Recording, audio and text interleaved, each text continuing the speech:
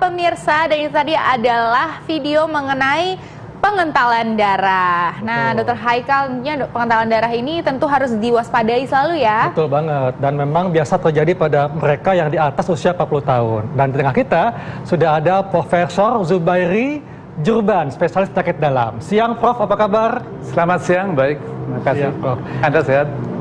Sehat, Oke, Prof. nah dokter, ini banyak sekali nih dok mitos atau fakta yang beredar di masyarakat mengenai pengentalan darah, dok. Nah ini yang pertama dok, katanya pengentalan darah dapat menyebabkan sakit kepala. Fakta atau mitos dokter? Fakta. Fakta dokter. Nah kenapa dok? Ya, namun fakta itu juga dicatat bahwa sakit kepala bisa juga karena sebab lain. Bisa karena darah tinggi, bisa karena stres, bisa karena hal lain. Namun sakit kepala karena hiperkoagulasi atau kekentalan darah ini lebih mencolok misalnya pada sakit kepala yang migrain. Itu ada beberapa yang penyebabnya karena darah kental. Ya. Juga pada pasien lupus dengan kekentalan darah yang disebut antifosfolipid syndrome juga menyebabkan sakit kepala. Iya. Tapi Prof, kenapa ya orang dengan yang usianya di atas 40 tahun, ini masyarakat pengen tahu dok, kenapa mereka yang usianya di atas 40 tahun ini lebih rentan untuk terkena pengentalan darah?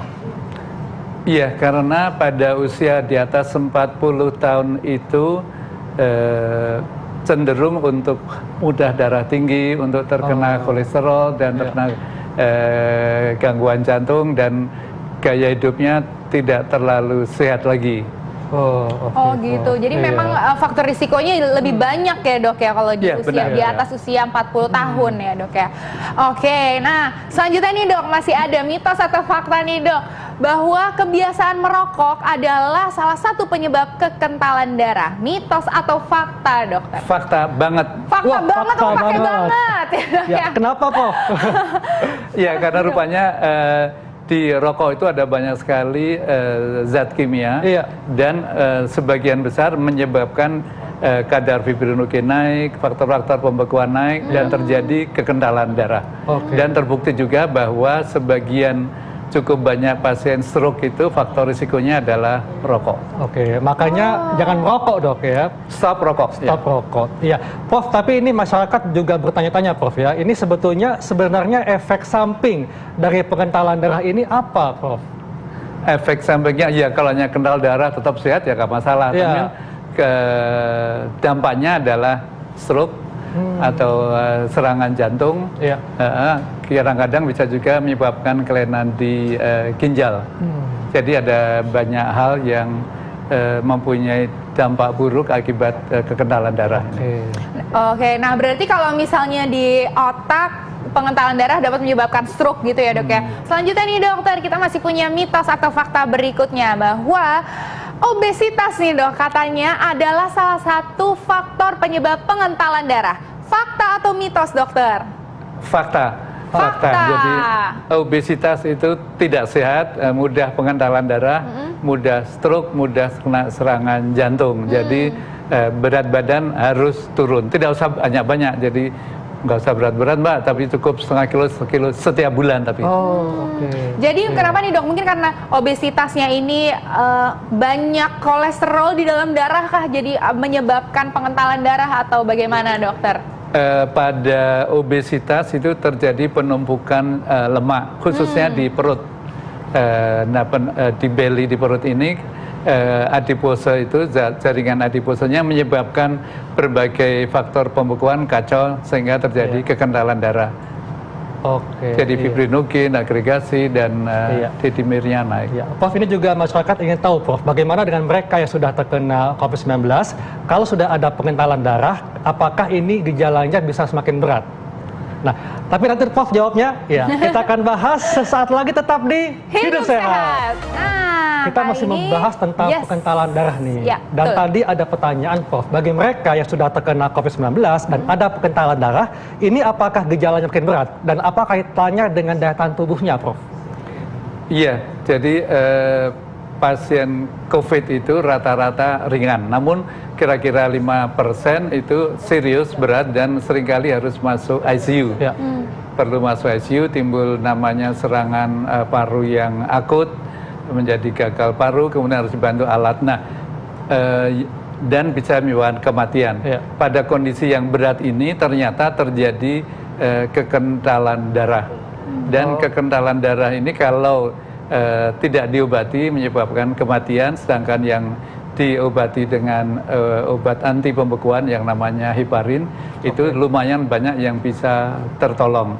Jadi kalau sebelum masuk ruang ICU sudah terjadi kekentalan darah karena sebab lain, nah itu mudah menjadi amat berat.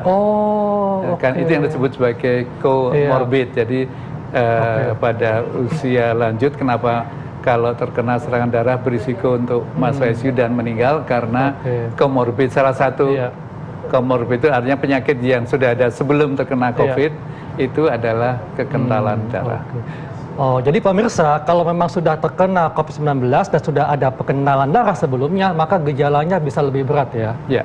Wow, wah, luar biasa ya Dokter Haikal. Nah Dok, ini juga kita masih punya lagi nih Dok, mitos atau fakta selanjutnya nih Dok. Katanya pengentalan darah itu dapat menyebabkan sesak nafas. Fakta atau mitos Dokter? Fakta, namun kekentalan darah yang tertentu, tidak semua kekentalan darah. Yang seperti apa Dokter? Kekentalan darah ini menyebabkan trombosis, ada bekuan di dalam pembuluh darah yang bekuan ini bisa kalau nempel di kaki namanya bekuan di pembuluh darah kaki atau DVT, divine thrombophlebitis. Bisa juga nyangkut di jantung, itu serangan jantung, bisa juga di otak. Nah kalau di jantung, serangan jantung akibat darah kental yang bikin pembekuan di situ akan menyebabkan sesak nafas. Demikian pula kalau nempelnya di paru, terjadi emboli paru, itu gejalanya ya sesak nafas dan bisa juga batuk darah. Oke, nah pemirsa berarti perlu diketahui juga nih bahwa pengentalan darah ini tentunya sangat berbahaya karena dapat menyebabkan serangan jantung, gitu ya Dok ya? Ya, benar.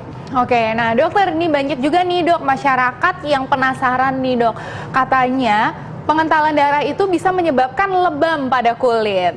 Seperti biru-biru gitu Dok. Mitos atau fakta Dokter?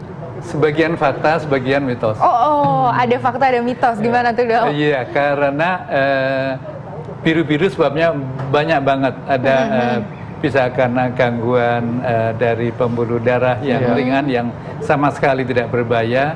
Bisa juga karena jumlah trombosit yang rendah, itu malah menjadi sulit membeku. Jadi sebaliknya dari darah kental.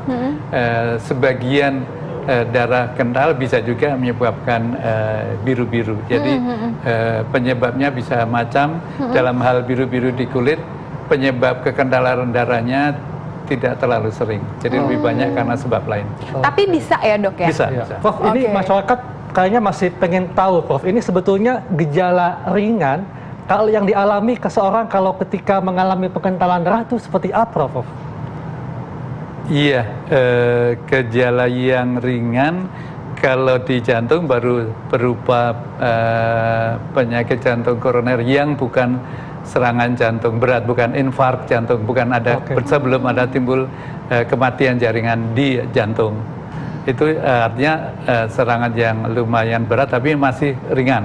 Jadi berarti masyarakat merasanya apakah dia sesak nafas atau apa Dok? Atau pusing, sakit kepala gitu Dok? Itu hanya kalau naik tangga. Naik tangga menjadi harus berhenti. Sedang beraktivitas gitu ya Dok? Benar, ya? atau lari ngejar bis itu.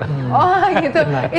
Itu juga sesak nafas itu juga bisa disebabkan karena pengentalan darah juga ya Dok? Prof, ini juga masyarakat ada yang mengatakan kalau misalnya ada kata bangun nih dari duduk ke berdiri kunang-kunang, apakah itu bagian dari gejala pengentalan darah Prof?